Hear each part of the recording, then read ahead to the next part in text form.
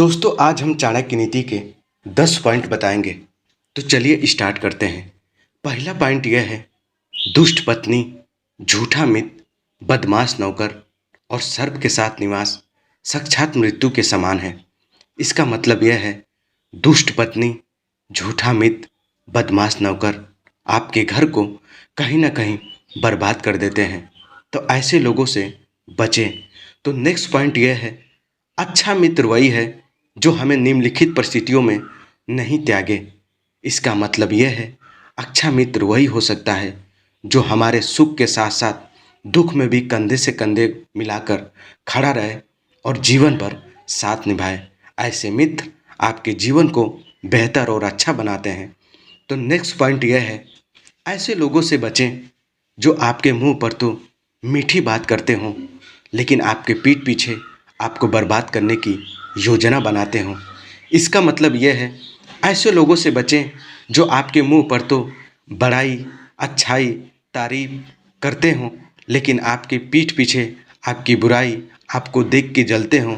ऐसे मित्र कहीं ना कहीं आपके जीवन को खोखला बना देते हैं। तो नेक्स्ट पॉइंट यह है, यदि आप पर मुसीबत आती नहीं तो उससे सावधान रहें, लेकिन यदि मुसीबत आ जाती है तो किसी भी तरह उससे छुटकारा पाएं। इसका मतलब यह है, यदि आप पर मुसीबत आती नहीं तो इसका ये मतलब नहीं कि मुसीबत नहीं आएगी। अगर मुसीबत किसी तरह आ भी जाती है तो उससे जल्द से जल्द छुटकारा पाएं और अपने जीवन को बेहतर बनाएं।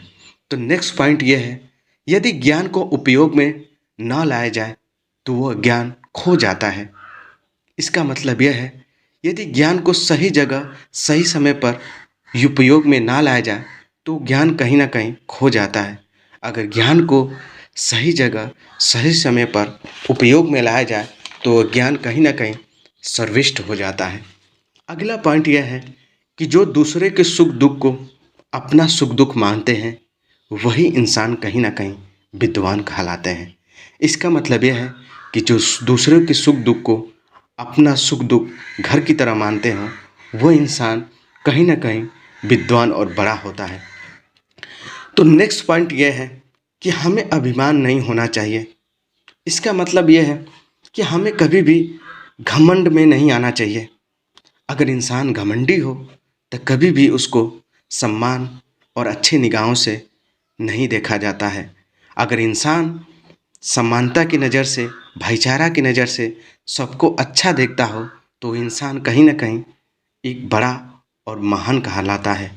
तो नेक्स्ट पॉइंट यह है, यदि हम किसी के कुछ पाना चाहते हैं तो उससे ऐसे शब्द बोलें जिससे वह प्रसन्न हो जाए।